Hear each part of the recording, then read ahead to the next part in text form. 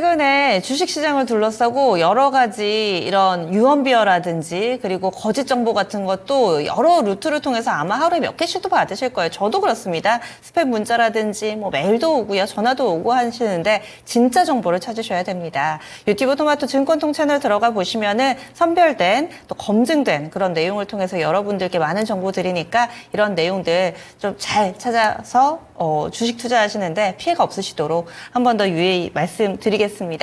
그러면 진짜 쉬운 진단 이제 종목 상담 해드려야죠. 그 사이에 또 종목이 하나 둘씩 무훈님 왜 안 오시나 했습니다. 오늘도 이렇게 반갑게 손인사 해주셨고요. 진수님 모셨습니다. 바숑님은 현대로템 궁금하다고 해주셨고 넉김님도 오늘 핫했던 자율주행 관련주를 또 들고 계시네요.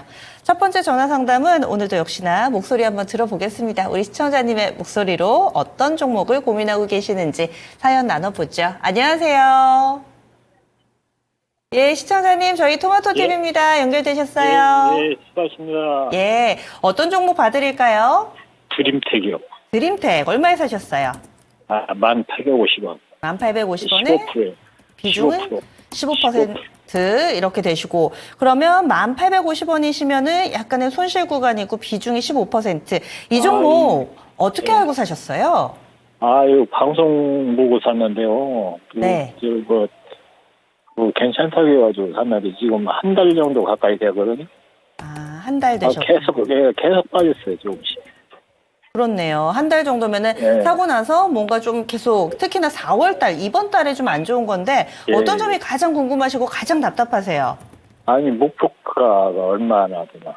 시청자님이 당시에 뭐 추천받으신 것 같은데 당시에 목표가 얼마로 설정했는지 기억하시나요? 예. 그때 얼마 정도 보셨어요? 13,000원. 13,000원. 예, 알겠습니다. 이 부분도 참고를 해보겠고요. 지금 좀 손실 구간이시니까 일단은 원금 회복이 가능한지 그리고 뭐 위쪽으로 더 간다면은 13,000원 혹은 이 이상의 목표가 가능한지 좀 볼게요. 일단 끊지 마세요. 네. 예.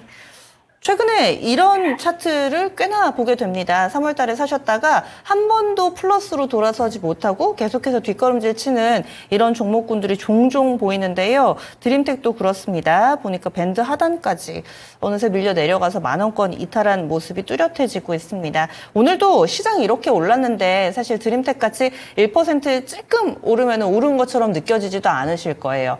이 종목 4월에 왜 이렇게 힘든 건지 앞으로는 어떻게 해야 될지 알려주세요.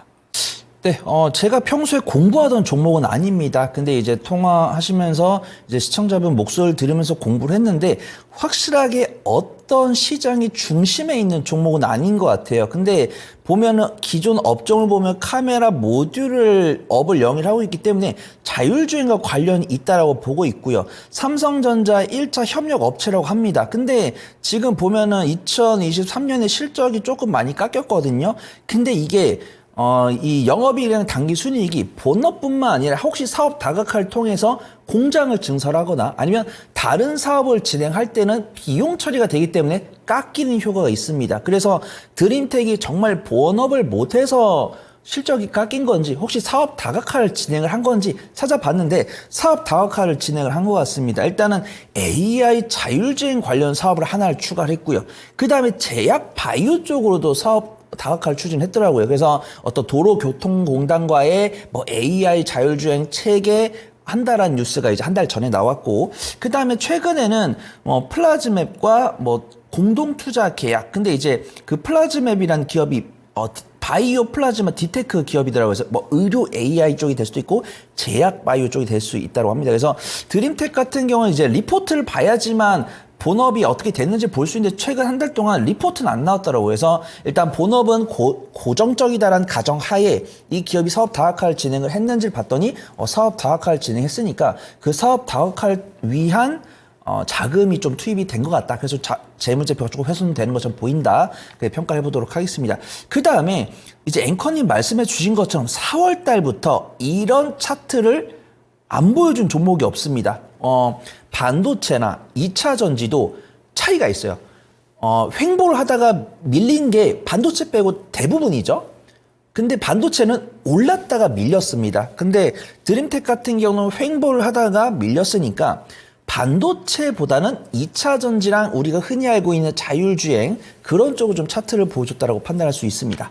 그 다음 수급동을 보니까 기관이 매도를 하고 있네요. 아마 익절을 했을 수도 있고 손절을 했을 수도 있는 겁니다. 근데 다행히 너무 부정적이지 않은 거는 만약에 외국인과 기관이 동반 매도를 했다고 한다면 좀 긴밀하게 대응을 하셔야겠다고 판단하겠는데 기관이 매도를 하고 있는데 개인을 도와서 외국인도 매수를 하고 있기 때문에 좀 단기전 슈팅 나왔을 때 그때 비중을 줄여보는 게 좋을 것 같다. 지금 뭐 거의 바닥권까지 다 왔기 때문에 지금 현재가로 뭘 하시기보다는 그래도 기관은 매도를 하고 있지만 외인 매수 들어오고 있고 오늘 시장 좋을 때 외인이 매수를 했기 때문에 완전 시장의 중심에 있지는 않지만 그렇다고 완전 시장 가장자리까지는 있지 않은 것 같아요. 그래서 최근 일주일 정도 동향 보고서 결정하셔도 늦지 않을 것 같다.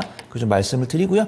자율주행이랑 제약바이오 관련해서 드림텍이 모멘텀을 이끌어내는지 이 두 가지는 체크를 좀 해보시면 좋을 것 같습니다. 제 손절가는 8,600원 정도 잡아드리고요. 1차 목표가는 1,100원, 2차 목표가는 11,700원 잡고서 앞에서 말씀 두 가지 모멘텀이 부각되기를 기원해 보도록 하겠습니다. 네. 시청자님 그래도 한 번쯤은 반등의 기회가 좀 올 것 같으니까 그때 잘 잡아보자 이렇게 의견 드렸습니다. 네. 잘 알았습니다. 잘 마무리 보세요. 예. 드림텍이었습니다. 자주 이야기되지 않는 그런 종목인데 그렇다 보니 정보도 제한적이고 밀려 내려가는데 왜인지는 모르겠고 답답하셨을 것 같네요. 하지만 이 종목 빠질 만큼 빠졌다 이렇게 의견 드렸습니다. 첫 번째로는 전화 상담 해봤습니다. 이렇게 나도 좀 전화 통해서 컴퓨터 사용하시기 좀 힘드시는 분들 전화 통해서 또 추가 질문도 마음껏 하고 싶다 하시면 전화 주세요. 02325-8200번 열려 있습니다. 샤르댕정님 안녕하세요 하셨는데 어떤 고민 있으세요? 마음껏 털어놔 보시죠. 그리고 매수 질문도 있습니다.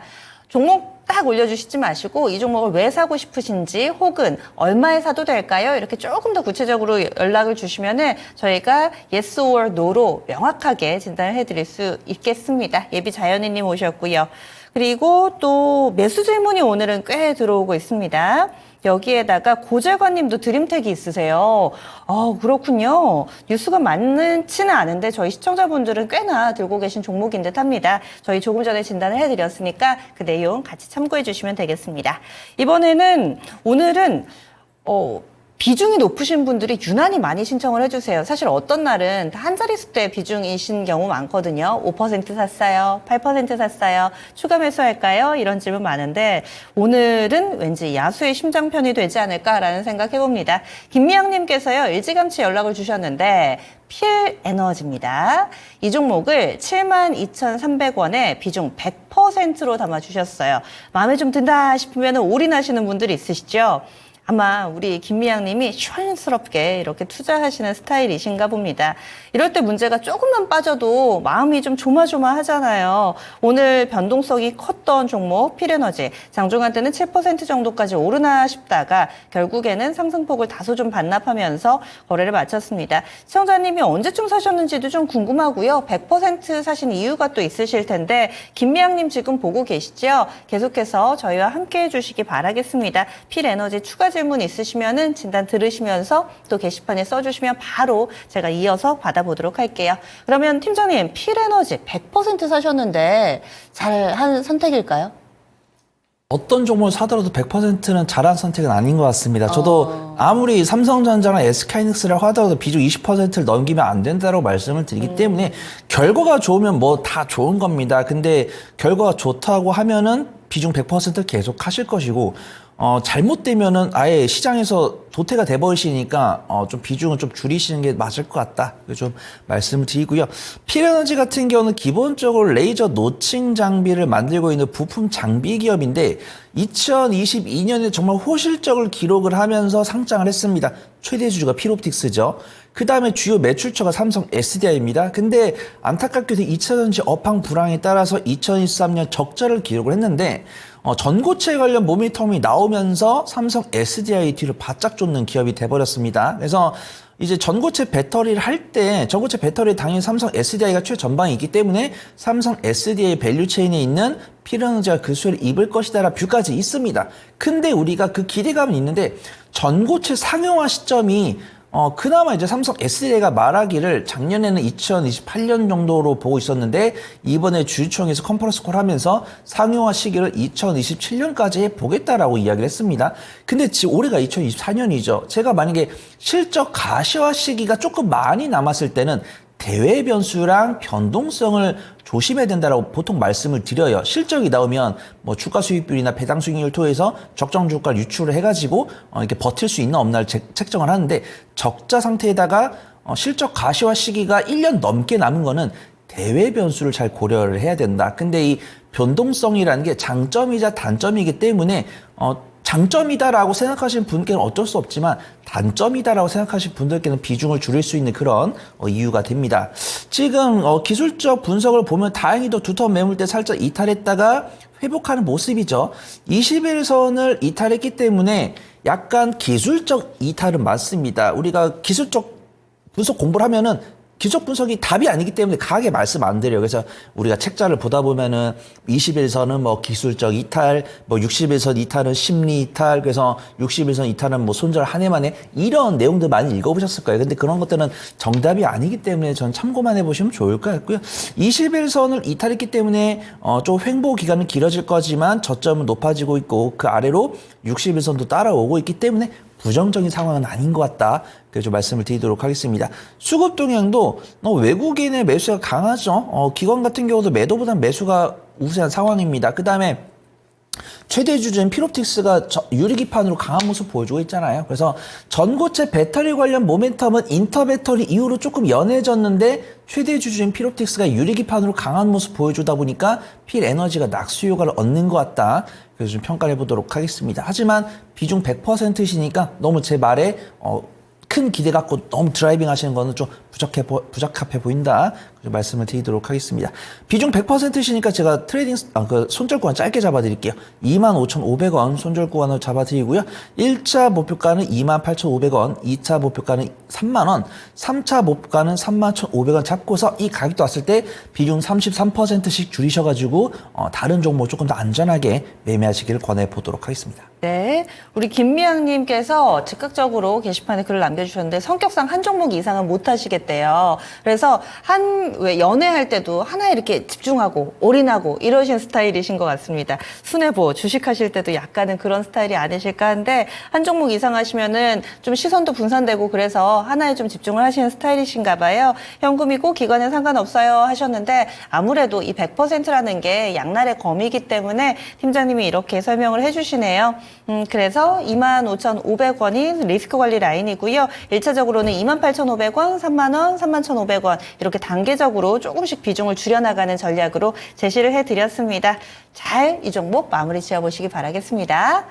이어서 게시판 보겠습니다. 우리 김미양님 꼭 기억하겠습니다 해주셨는데요. 네.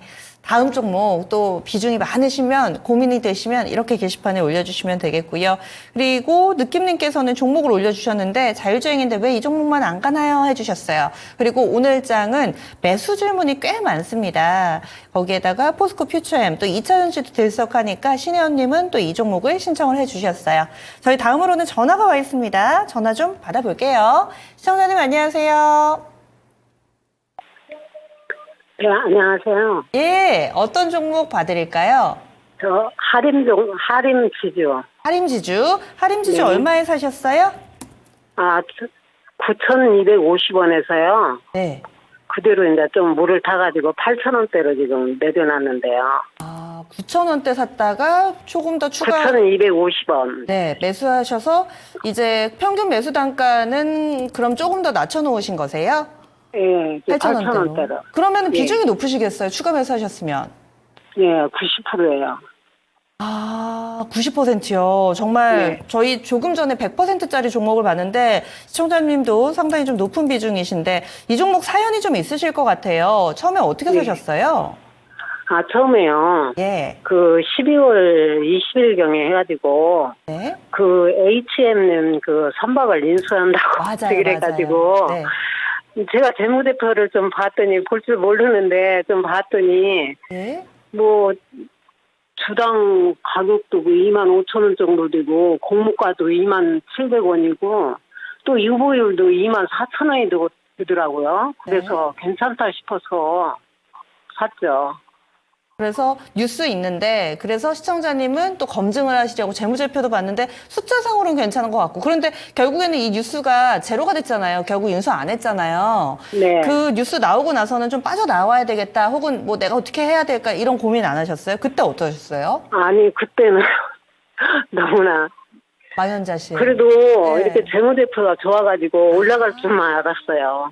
아, 그렇죠. 또 이 재료 없더라도 회사 자체적으로 봐도 괜찮다 이렇게 네. 생각을 하신 것 같은데 그런데 최근 들어서 뭐 시장의 관심도 꺼지고 뒷걸음질 치고 그렇습니다. 어떤 점이 가장 그럼 궁금하세요?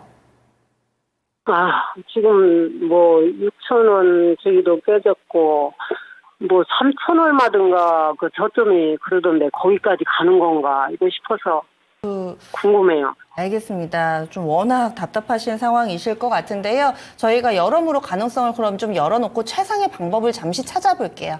끊지 마세요. 예. 할인지주입니다. 이슈가 있었고요. 그때 회사에 대한 검증도 일단 뭐 자체적으로 해보셨는데 나쁘지 않다라는 그런 판단을 좀 해주셨던 것 같아요. 이슈는 그 누구도 모릅니다. 사실 회사 내부적인 정말 핵심 멤버 몇몇만 알지 그게 어떻게 돌아가는지 알 수 없는 상황 가운데서 결국엔 재료는 사라졌고 주가는 뒷걸음질 치고 있습니다. 비중이 너무 높습니다. 이럴 때 어떻게 해야 될까요? 근데 사실 하림 지주 같은 경우는 유보율이 많다는 거 말고는 크게 장점이 없는 것 같습니다. 일단 이제 시청자분께서 매매 관점 이제 합병 차익 거래를 시도를 하신 건데 합병 차익 거래 모멘텀이 사라지면은 후퇴하셔야 되는데 후퇴하지 않으셨어요. 근데 후퇴하지 않으신 계기는 유보율이었죠. 근데 보면은 우리가 식품주가 정말 잘 된다라고 보고 있지만 그거는 이제 밀가루로 만든 라면이나 이쪽이고 닭 쪽은 많이 힘듭니다. 우리가 하림은 생닭을 만들어서 납품을 하고 있지만 앞에 있는 전방 치킨 기업들이 욕을 많이 먹고 있죠. 뭐 교촌이든 뭐 BHC든 BBQ든 자신들의 이 이익을 위해서 소비자들한테 전가를 하다 보니까 매출이 10토막이 났어요. 반토막도 아니고. 그러면 결국 전방 치킨 수요가 줄면은 당연히 생닭 수요도 줄겠죠. 그래서 뭐 하림지주가 영업이익률이나 당기순이익이 떨어지는 게 아닌데 그냥 매출이 그냥 곤두박질 쳐버리니까 실적이 깎이는 거예요. 그래서 보면은 분기 실적이 작년 하반기에 적자가 나왔죠. 그 다음에 뭐 배달료, 그 다음에 치킨 값이 뭐 한 마리 3만 원 넘어간 게 한 6개월, 9개월 된 것 같아요. 그 6개월, 9개월 동안 뭐 원래는 치킨집이 전화하면은 그냥 그 자체 배달원께서 공짜로 주던 게 1년 전, 2년 전인데 이제 배달앱 나왔죠. 배달앱 나오면서 이제 치킨 가격이 올라가면서 소비자들 전가되다 보니까 이제 뭐 매출 10토막 났다라는 게 이제 교촌 나왔고 그 여파가 좀 하림지주 간 것 같습니다. 그 다음에 HMM이 시총이 11조인데 이 HMM 지분 30%를 살려면 하림지주가 3조가 넘게 있어야 되거든요. 근데 이 하림지주가 유보율이 24,000%면은 유보금이 얼마냐면 이 유보율은 자본금으로 나눈 겁니다. 잉여금을 자본금으로 나눈 게 유보율이에요. 그러면 지금 자본금이 112억입니다. 그러면 유보율이 24,000이면은 잉여금이 2조 6천이에요. 근데 이 HMM을 사고자 이 2조 6천을 다 안 쏟겠죠?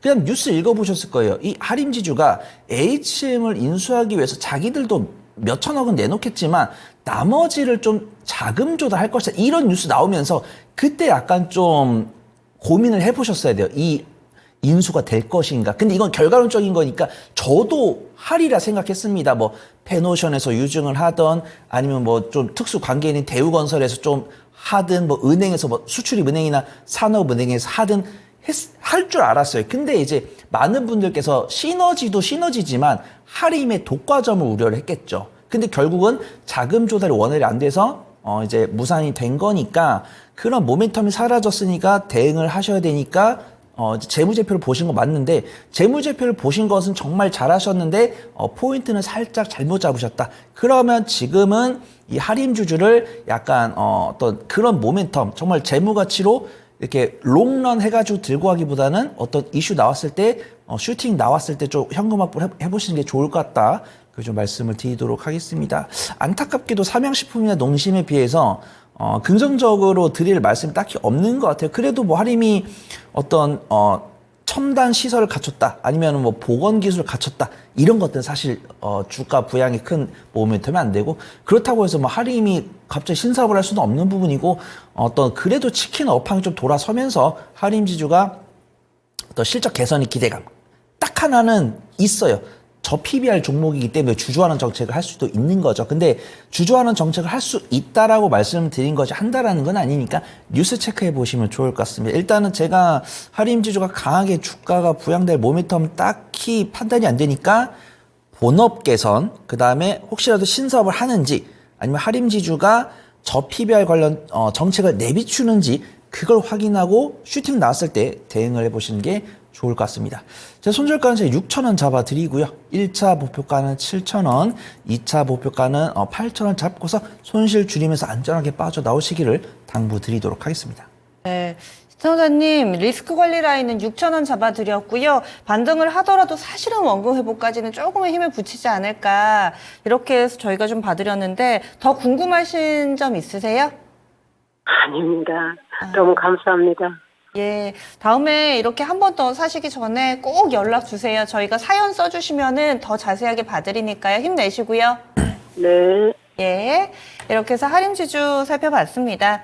내가 이 부분을 보고 들어갔는데 이 뉴스가 아니다라고 이야기를 했을 때 바로 손절하거나 바로 빠져나오실 수 있을 만한 그런 결단을 즉각적으로 하시는 분들 많지 않습니다. 다들 그렇습니다. 아마 주식 투자하시는 분들은 끄덕끄덕 하실 텐데 몇 번 해보다 보면은 또 이런 부분들도 경험이 되고 또 앞으로의 수익에 또 밑거름이 될 수 있으니까요. 너무 기운 빠져 있지 않으셨으면 합니다. 하림지주 봐드렸습니다. 이어서 게시판으로 가보겠습니다. 젤파고TV님도 종목 때문에 좀 불안하신가 봐요. 그리고 윤기수님 오늘 조선주 들고 계시네요. 신청을 해주셨고, 원남이님도 오셨습니다. 한강님 오늘도 화이팅이에요. 이렇게 글 남겨주셨습니다. 그러면은 이번에 게시판에서 종목 하나 볼게요. 자주 인사를 남겨주시는데 그래서 뭐 해드릴 건 없고, 무후님 저희가 종목 상담해드릴게요. 한글과 컴퓨터입니다. 최근에 이슈가 좀 있었죠. 그래서 다소 좀 들썩이고 있는 상황인데요. 어제 8% 수익 내시고 오늘 다시 들어가셨대요. 아마도 단기로 짧게 매매를 하시는 듯 보입니다. 25,300원이 매수가고요. 비중이 10%. 매도가 궁금합니다 하셨습니다. 한글과 컴퓨터 매각 모멘텀이 있습니다. 그래서 근래 들어서 많이 주목받고 있는 상황인데, 원래 그렇잖아요. 첫 번째 수익 내고 두 번째 접근하면은 조금 급한 마음에 두 번째에서 삐끗하시는 경우가 많으셔서 이 타이밍이 참 중요하지 않을까 싶습니다. 이번에 어떻게 해야 될까요? 네, 한글과 컴퓨터 저는 개인적으로 좋아합니다. 4월 1일에도 소개를 드렸었던 종목이고, 근데 기대했던 데이터가 어제 잘 나와줬던 것 같습니다. 한컴 라이프케어 매각 뉴스는 사실 몰랐고요. 실적은 나오리라 판단했습니다. 근데 이제 증권사 리포트가 이제 어제 나오면서 1분기 호실적 서프라이 전망하고, 이제 한컴 이제 방호복 만드는, 한컴 뭐였죠? 한컴 그 기업이 매각이 되면서 이제 현금 자본도 만들어질 것이다, 이런 뉴스가 있었습니다. 그 다음에 이 증권사 리포트가 나왔을 때 외국인과 기관의 순매수가 들어왔기 때문에, 근데 저는 뭐 사실 혼내드릴 생각은 없어요. 근데 저는 보통 권해드리지 않습니다. 만약에 이거를 몸소 느껴보면은 그렇게 하게 돼요. 저도 매매를 하고 나서 저는 같은 종목을 계속 매매하는 걸 말려드리지 않아요. 근데 보통 하고 싶으신 분들은 손실 날 때까지 해라. 손실 나면 그만해라. 왜냐면은 수익 보고 손실 낼 수도 있고, 수익 보고 손실 낼 수도 있고, 수익 보고 손실 낼 수도 있기 때문에 손실 날 때까지 하셔라. 하지만 손실 보고 수익금을 넘어가서는 안 된다라고 말씀을 드리는데, 손실을 했을 때 내가 마음의 상처를 크게 입으신 분은 차라리 수익 나면은 관심 종목에 2주 동안 지원하라, 이런 말씀을 드립니다. 근데 일단은 두 번째 매매를 하셨고 약손실 꺼내지만 오늘 수급동이 나쁘지 않기 때문에 안전하게 꺼내실 수 있지 않을까, 그렇게 판단됩니다. 보통 이 재료가 공개가 되면은 외국인과 기관의 매도세가 나오기 마련인데, 외국인과 기관의 매수세가 들어왔기 때문에 너무 염려하실 필요 없다, 그렇게 판단을 하고 있고요. AI 소프트웨어 관련해서는 뭐 소프트뱅크나 아마존이나 투자 뉴스가 나오고 있기 때문에 기준금리 인하 뉴스가 잠시 멀어지더라도 AI 소프트웨어 관련 종목들은 추이랑 수급이 좋으니까 좋은 결과 있으실 것 같다, 좀 말씀을 드리도록 하겠습니다. 제가 손절가는 24,000원 잡아드리고요. 1차 목표가는 28,000원, 2차 목표가는 31,000원 잡고서 안전하게 청산하시기를 바라보도록 하겠습니다. 네, 오늘은 약간 손실을 보고 계시지만은 단기 수급이 양호하기 때문에 충분히 빠져나올 수 있을 만한 종목이다. 이렇게 해서 의견 드렸습니다. 그래서 무훈님 이번에도 꼭 2차 시도 성공하시기 바라겠고요. 만약에라도 이번에 매매가 원활하게 풀리지 않는다면 한 2주 정도는 관심 종목에서 지원하는 게 어떨까? 이런 팁도 함께 드리겠습니다. 무우님의 종목 한글과 컴퓨터 알아봤습니다. 역시 정확한 진단이네요. 감사합니다. 게시판에 올려주셨고요. 바모스님 지금 들어오셔서 2차전지 관련주 신청을 이렇게 해주셨네요. JY님도 손인사로 저희와 함께하고 계십니다. 다음 종목 골라보겠습니다. 두 분이 동시에 신청해주신 종목이 있어서 알아보도록 할게요. KC입니다. KC 오랜만에 보는데 차트를 펼쳐보고 약간은 좀 놀랐습니다. 사실 한창 뭐 전력 반도체 이래가지고 잘 갔던 종목이었던 걸로 기억을 하는데 한 2년 정도 계속해서 뒷걸음질 치고 있는 상황이고요. 우리 시청자님 고재건님께서는 1,439원에 사셨어요. 비중이 15%. 오늘 살짝 오르는 것 같은데 어떻게 해야 되는지 1,500원까지 볼 수 있는지 목표가가 1,500원 정도 되시나 봐요. 이렇게 해서 신청해 주셨고요. 장지현님께서는 이 종목을 더 일찍 사셨어요. 2,000원의 비중이 8%다라고 이야기를 해주셨는데 저희가 비중이 조금 더 크신 고재관님의 가격 기준으로 살펴드리겠습니다. 장지현님도 같이 이 전략 참고해 주시면 될 것 같아요. KEC 이 종목은 어떤 부분 모멘텀으로 봐도 좋을지 그리고 직전 저점 부분까지 와가지고 여기에서 좀 지지를 해줄 수 있을지도 좀 궁금하고요. 어떻게 전략 세워볼까요? 네, 저는 KC 같은 경우 좀 단기 매매용 종목이 아닌가 그렇게 판단합니다. 물론 전문가 분들께서도 추천해 주시는 경우가 있지만 보통 이 전력 반도체 관련 뉴스가 나왔을 때 AD 테크놀로지만큼이나 강한 변동성을 기록하는 종목이거든요. 하지만 실적이 반도체 업황을 고려를 하더라도 실적 훼손폭이 좀 큰 것 같아요. 그래서 보면은 이제 KC 같은 경우가 2021년에 실적 기록했고 보통 우리가 알고 있는 반도체 관련 종목들은 2022년까지 실적이 좀 잘 나왔다가 2023년에 소폭 훼손되는 모습이었거든요. 근데 KC 같은 경우는 2023년에 실적 훼손폭이 상당히 크죠. 보통 한 마이너스 한 50억 정도, 그 다음에 단기 순수실도 한 마이너스 80억, 100억 정도면은 업황을 고려하면 이 정도 손실은 나올 수 있다라고 판단을 하겠는데 손실폭이 굉장히 크다. 좀 보고 있고요. 차트를 보더라도 꼬리들이 많이 달려 있습니다. 보통 우리가 뭐 HBM3든 뭐 시스템 반도체든 전력 반도체든 이런 종목들을 보면 차트가 이렇게 꾸준하게 우하향을 하지 않고 보통 2월과 3월 사이에 한 번씩 상승했다 밀렸거든요. 근데 이제 KC 같은 경우는 이제 1월부터 조금 우하향을 꾸준히 했기 때문에 시장의 중심은 있지 않은 것 같다. 그 다음에 판단합니다. 저도 근데 뉴스를 읽기 때문에 저도 이제 텔레그램이나 카톡방에 이제 흔히들 말한 지라시방이라는 데를 봐서 뉴스를 많이 보거든요.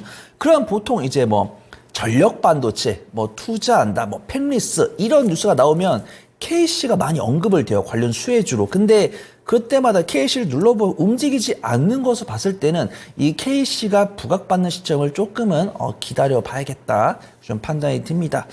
일단 2023년 한 번 적자를 기록을 했기 때문에 중장기적인 보유에는 큰 문제 없다라고 판단하고 있고요.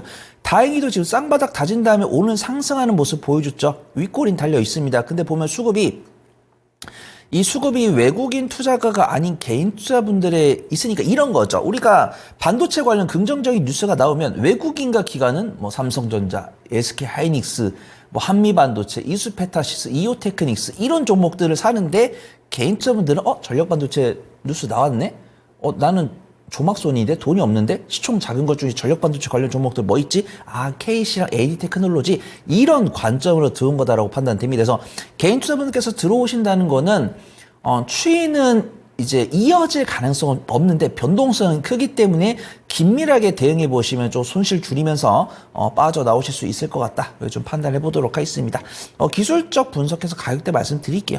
손절가는 제가 1,300원 잡아보시는 게 좋을 것 같다. 판단되고요. 1차 목표가는 1,470원, 2차 목표가는 1,600원 잡고서 거래대금 실리면서 슈팅 나올 때 긴밀하게 대응해 보시기 바랍니다. 이 종목은 반도체기는 한데 요즘에 이야기하는 AI 반도체, 뭐 HBM, CXL 이쪽하고는 관계가 별로 없는 거예요? 저는 전력 반도체다라고 판단하고 있고요. 가끔 그 부품 경량화 때도 나오더라고요. 그래서 제가 이제 제가 이제 어떤 뉴스를 다 외우고 다니는 건 아니라서 이제 제가 한 달 동안 쭉 봤던 뉴스 중에서 전력 반도체 나올 때 관련주로 보는 부분이고 제가 HTS에서 보조지표의 뉴스를 보고 있는데 이런 네. 것들 좀 공신력 있는 언론사의 뉴스를 모아놓은 거예요. 근데 그 부분에 봤을 땐 최근 2달간에 좀 주목받을 수 있는 뉴스가 없어가지고 좀 시장에서 주목받고 있지 못한 것 같다. 좀 판단해 보도록 하겠습니다. 예, 반도체긴 반도체인데 반도체가 정말 많습니다. 그래서 핵심 반도체가 아니라 조금은 주변 주적 성격이기 때문에 짧은 매매 정도만 펼쳐보자 얘기를 해주셨고 장재현님께서는 오래 들고 계셨나 봐요. 지금 유증 받았어요 하시는 거 보니까 앞서서 작년에 유상증자를 좀 진행을 했는데 이 부분 포함하더라도 가격이 약간은 좀 높으신 수준인 듯 보입니다. 그래서 리스크 관리 라인 1,300원, 1,300원이고요.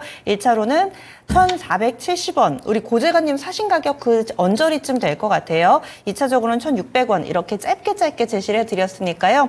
만약에 반도체 보시면은 이 종목은 상대적으로 좀 탄력이 약하지 않나라는 의견 드렸습니다. 다음 종목 하나 더 보겠습니다. 퍼스텍 곽보영님께서 신청해주신 종목 알아볼게요. 이 퍼스텍을 사신 가격이 3,000원대 사셨네요. 3,000원대, 3,245원이니까 약간 수익 내고 계십니다. 약수익 구간이고요. 비중은 10%. 방산주들도 근래 뭐 중동 뉴스 나오고 이러면서 들썩들썩했는데 사실 퍼스텍 크게 오름세를 나타내지는 못해서 이 종목은 또 어떤 부분을 집중적으로 봐야 될지 대응 전략 세워주실까요? 네, 제가 또 개장 방송 소개를 드린 종목이기 때문에 퍼스텍은 제가 좀 자세하게 말씀을 드리도록 하겠습니다. 일단 퍼스텍 같은 경우는 방산주 중에서는 좀 단기적인 관점으로 접근하는 종목이에요. 뭐 빅텍, 뭐 퍼스텍, 스펙, 환일단조 등을 들 수 있죠. 근데 그 중에서 유일하게 연간 실적 흑자를 유지하고 있는 기업이에요. 그래서 매매를 잘하시는 분들은 빅텍을 많이 좀 매매를 하시고 스펙코랑 환일단조는 좀 뜬금없이 움직이는 경향이 있어요. 그러니까 공격을 하더라도 그냥 지정학적 리스크가 나왔다 그러면 보통 빅텍이 움직이고요. 뭐 총격이 일어났다, 미사일 공격이 일어났다 그러면은 이제 보통 뭐 스펙코나 한일단조, 뭐 탄피가 필요하다, 포탄 공격이 나왔다 그러면 이제 퍼스텍이 한일단조, 스펙코 이런 종목들을 움직이고 약간 항공기, 그 다음에 뭐 전투기 이런 것으로 공격이 나오면은 이제 퍼스텍이 움직이는 부분입니다. 근데 이런 것들 오차가 있죠. 누가 뭘로 공격했는지 모르기 때문에. 내가 매매를 잘 하시는 분야 한다면 뉴스가 나왔을 때 뭘로 공격했는지를 보면서 이 단기적으로 움직이는 종목들 중에서 뭐가 수급이 들어온지를 보고 종목을 골라서 매매를 하겠지만 그런 것들이 안 되신 분들은 보통 빅텍이나 퍼스텍을 공략하시거든요. 근데 그 중에서 내가 만약에 매수를 했는데 횡보를 해요. 하락을 하면 가슴이 아프겠지만 횡보를 해도 다행입니다. 근데 횡보를 했을 때 버틸 수 있는 거는 이 기업이 흑자 기업이냐 적자 기업이냐인데 퍼스텍은 다행히도 흑자 기업이니까 버틸 수 있다. 좀 판단해 보도록 하겠습니다. 지정학적 리스크는 이게 뭐 좋아야 되는지 나빠야 되는지 모르겠는데 사실 어젯밤 10시랑 오늘 아침에 뉴스가 나왔거든요. 뭐 이란이 이스라엘 공격하면은 진짜 없애버리겠다는 뉴스가 오늘 아침에 나왔는데 뭐 시장이 워낙 우상향을 하다 보니까 방산 관련이나 뭐 유가 관련 종목들이 움직이지 않더라고요. 근데 뉴스 종목에서는 이 뉴스 나왔으니까 뭐 방위산업 종목도 움직일 거다 이런 뉴스가 나왔는데 오늘 뭐 성장주들 좋은 모습 보여줬으니까 퍼스텍은 조금 더 보유해봐도 좋을 것 같다고 판단되고 있고 워낙 시청자분께서 매수가랑 비중 좋으시니까 더 지켜보셔도 좋을 것 같습니다. 오늘 양봉 나왔고요. 밑골이 달려있죠. 그 다음에 오늘 수급 보면 외국인과 기관의 수급이 들어오기 때문에 내가 지금 이 퍼스텍을 보유한다고 해서 불안해하실 필요 없다라고 판단됩니다. 그래서 포인트는 그거죠. 내가 확인하고 매매를 하기보다는 이 지적적 리스크가 터졌을 때 단기 방위산업 관련 종목들로 수급이 들어오나 수급이 들어온다라고 했을 때는 당장 퍼스텍을 켜가지고 기술적 분석으로 미리 걸어놓고 업무를 보셔야 되는 종목이다. 그래서 말씀을 드리도록 하겠습니다. 제가 손절가는 매수가가 3,240원 정도이시니까 트레이딩 스탑 구간을 잡아드리도록 하겠습니다. 제가 트레이딩 스탑은 33,000원 잡아드릴게요. 33,000원 이탈하면은 전량 익절하시고서 나중에 보시든 다른 종목 사셔도 됩니다. 1차 목표가는 3,600원 잡아드리고요. 2차 목표가는 3,800원 잡고서 이 악재가 터지라고 빌어드려야 될지 모르겠지만 안전하게 청산하시길 바라겠습니다. 이 종목 지금 화면에도 차트 나가고 있는데 사실 어찌 보면 거의 수평선 하나 그어놓은 것처럼 옆으로 움직이잖아요. 추세는 횡보인 거죠? 사실 우상향은 이런 아닌 종목을 추세 분석하기는 어렵습니다. 왜냐하면 실적보다는 뉴스에 움직이는 종목이기 때문에 박스 것만 다져주는 것만 하더라도 그런 거예요. 저는 보통 이런 종목을 매매할 때 외국인과 기관의 수급이 들어오네? 그 다음 한번 악재가 떴어요. 그러면 외국인과 기관이 산다는 거는 이 악재, 추가적인 악재가 나오겠거니 하고 베팅을 하는 겁니다. 투자보단 투기에 가까워요. 그 다음에 내가 이제 보유기간을 정하는 거죠. 저는 보통 이런 종목을 일주일 이상 갖고 가지는 않습니다. 이제 약손실로 마무리할지언정 일주일 보유한 다음에 악재가 터지냐 안 터지냐에 따라서 이제 대응 전략을 바꿔나간다. 말씀을 드리도록 하겠습니다. 네, 알겠습니다. 이 종목까지 보려다가 지금 윤기숙님께서 앵커님도 수고 많이 하셨어요 라는 글이 제 눈에 확 들어오면서 우리 윤기숙님 거까지 좀 봐드려야 되겠다라는 생각이 들어가지고 현대미포조선 살펴보도록 하겠습니다. 현대미포조선을 72,600원에 매수를 하셨고요. 비중이 20%입니다. 요즘에 조선주들 움직임이 좋잖아요. 그래가지고 이 종목도 한번 살펴보도록 하겠습니다. 장기로 가져가도 좋을지 진단 부탁드립니다 하셨는데 과연 현대미포조선도 바닥 대비로는 상당히 좀 빠르고 가파르게 오름세를 나타내기도 했었죠. 지금 좀 수익 보고 계시네요. 장기로 이 종목 어느 정도까지 볼 수 있을지 투자 전략 알려주세요. 저는 사실 탑픽은 저는 삼성중공업이랑 하나오션인데 H현대미포가 찬밥 신세를 겪다가 이제 삼성중공업의 하나오션이 강하게 상승하다 피로도가 나온 것도 있고 우리나라 이제 LNG 선거 같은 고가형 선박뿐만 아니라 저가형 선박까지도 받는다는 뉴스가 나오면서 저가형 선박을 주로 건조하는 HD현대미포가 주목을 받기 시작했습니다. 이런 거죠. 그러니까 조선 섹터가 약 3개월 전부터 부각을 받기 시작했는데 LNG선이 고부가 가치다 보니까 이제 삼성중공업이 먼저 날아갔어요. 근데 이제 캐나다에서 선박을 한다니까 이제 잠수함이니까 하나오션이 날아갔습니다. 근데 중국에서 고부가 선박뿐만 아니라 저가 선박도 수주를 한다고 했을 때 사실 삼성중공업이랑 하나오션은 도크가 부족해서 못합니다. 근데 이제 현대미포가 어떤 신세였냐면 아니 LNG선 수주가 나와서 우리가 3년치 갖고 있으니까 삼성중공업의 하나오션이 실적이 이만큼 증가를 할 건데 HD현대미포는 저가형 선박이니까 이만큼 실적이 늘어날 거니까 우린 삼성중공업이랑 하나오션을 보는 게 맞다 이런 인사이트가 있었습니다. 근데 중국이 소화를 못하는 사실은 품질 때문이에요. 도크가 남는데 품질이 떨어지니까 저가형 선박까지 우리나라로 온 겁니다.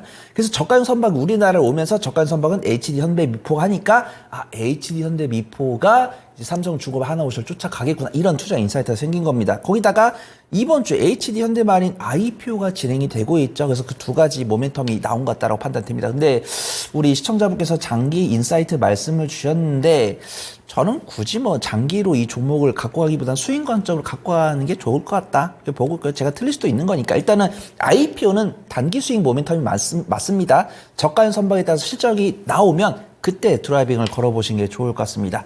제 손절가는 7만 원 잡아드리고요. 1차 목표가는 78,000원, 2차 목표가는 85,000원 잡고서 일단 IPO 잘 이겨내고 저가형 선박을 통해서 실적이 나왔을 때는 85,000원 이상 드라이빙을 걸어볼 수 있을 것 같다. 말씀을 드리도록 하겠습니다. 네, 그래서 HD 현대 마린 솔루션 이 IPO가 어떻게 좀 지나가게 될지 이 부분 첫 번째 포인트고요. 저가형 선박 수주 이 부분이 두 번째 포인트입니다. 그래서 뭐 굳이 장기로 가져갈 필요가 있으실까? 지금도 좀 수익 내고 계시면은 너무 큰 수익보다는 일정 부분의 수익만 좀 찾아보는 게 어떨까? 이렇게 해서 의견 드렸습니다.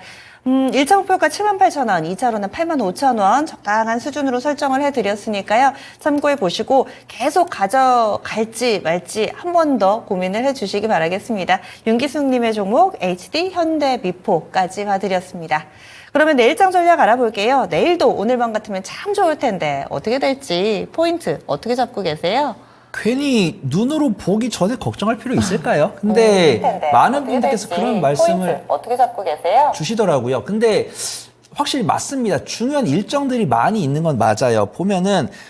경제 지표도 내구재 수주가 있고 그다음에 이제 내일이 정말 빅 이슈죠. 미국의 GDP 발표가 있고 그다음에 SK하이닉스랑 LG 에너지 솔루션, 삼성 SDI 같은 그다음에 포스코 퓨처인과 포스코 홀딩스 같은 정말 시총 상위를 이끌고 있는 종목들이 실적 발표를 합니다. 근데 저는 그렇게 많이 흔들릴까? 이런 고민은 이제 크게 안 돼요. 근데 메타, 퀄컴, IBM, 랩리서치처럼 AI 소프트웨어 기업들, 그 다음에 반도체 장비 기업들, 우리가 ASML을 제외하고 사실 우리한테 충격을 준 기업은 없거든요. 근데 제가 괜히 이걸 눈으로 보기 전까지 걱정하자라고 말씀드릴 필요는 없을 것 같아요. 리포트를 보더라도 ASML만큼은 아니지만 ASML과 마이크론 전후로 그 정도의 실적은 발표할 것 같다라고 판단하고 있고요.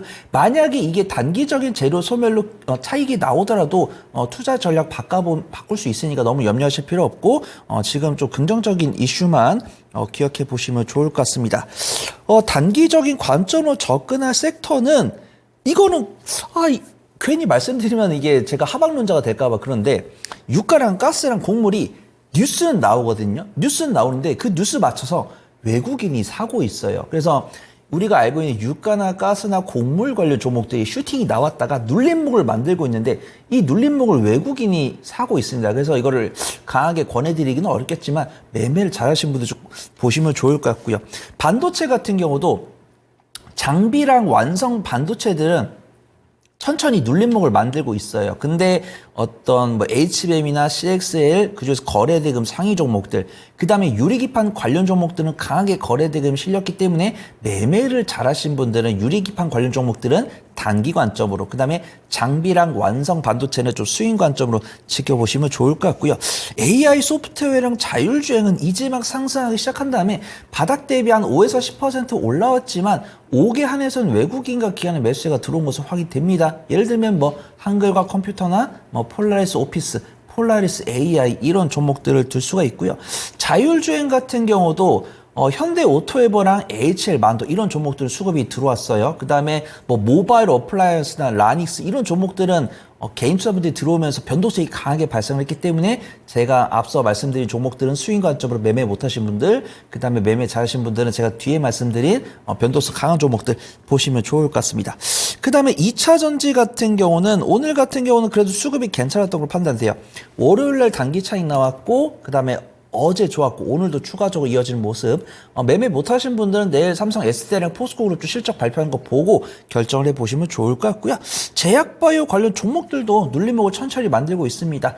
이제 아스코 미국 종약회가 다음 달 말에 예정이 되어 있으니까 체크해보시면 좋을 것 같고요. 전력설비랑 전선 같은 경우는 오늘 다소 좀 아쉬운 음봉 보여줬지만 수급동이 나쁘지 않은 것으로 판단됩니다. 그래서 전력설비랑 전선은 지금 당장 사시기보다는 오후장마다 한 4번 번갈아서 매수해 보시면 좋을 것 같다 판단되고요. 조선이랑 방위산업 같은 경우도 눌림목 공략해 보시면 좋을 것 같고, 완성차랑 금융주 같은 경우는 이제 월요일과 화요일날 너무 좋은 모습 보여줬기 때문에 오늘 하루 쉬는 모습 보여주고 있어요. 하지만 이제 주저하는 정책 같은 경우도 이번 달 말, 다음 달 말 꾸준히 나올 거기 때문에 명확하게 눌림목 공략해 보시면 좋을 것 같다. 그걸 좀 말씀을 드리도록 하겠습니다. 네. 이렇게 해서 또 내일장의 전략까지 알아봤습니다. 미리 걱정할 필요는 없다 이렇게 이야기를 해주시니까요. 우리 증시 믿고 또 이 상승 흐름에 잘 몸을 실을 수 있는 전략까지 알려주셨네요. 오늘도 아낌없이 여러분들께 투자 포인트 알려주신 손여로 팀장관 여기서 인사 나누겠습니다. 오늘 말씀 고맙습니다. 감사합니다. 네, 이렇게 해서 진짜 쉬운 진단 여러분들의 고민 해결해 드렸습니다. 오늘 못 봐드린 분들도 너무 좀 실망 마시고요. 계속해서 또 게시판에 함께 해주시고 내일 한 번 더 들러주시면은 저희가 조금 더 눈에 익은 종목군들 위주로 좀 봐드릴 테니까 이런 내용 너무 아쉬워하지 마시기 바라겠습니다. 그리고 종목 진단 외에도 저희가 여러분들을 위해서 준비해 놓은 선물이 있습니다. 바로 이 음악회 티켓인데요. 손정범 피아노 리사이틀 공연이 진행이 됩니다. 다음 주 5월 2일 목요일 저녁 7시 30분에 마포 합정동 토마토홀에서 진행하는 이 피아노 리사이틀 초대권을 드립니다. 지금 화면에 나가고 있는 QR코드를 간단하게 스캔을 하셔서요. 핸드폰 번호와 간단한 이름 정도 입력하시면 신청하실 수가 있겠습니다. 신청 마감이 오늘까지입니다. 오늘까지 꼭 해주셔야지 내일쯤 저희가 연락드리고 또 초대권 드리니까요. 이 기회 놓치지 마시고 많은 분들 참여해 주시기 바라겠습니다. 여기까지입니다. 저희 준비한 내용들 모두 전해드렸고요. 지금까지 다양한 투자 판단에 대한 도움 말씀드렸고 종목의 상승 하락을 보장하지는 않습니다. 그러면 남은 오후 시간 편안하게 보내시고요. 내일 아침 다시 찾아뵙도록 하겠습니다. 함께해 주신 여러분 고맙습니다. 수고하셨습니다.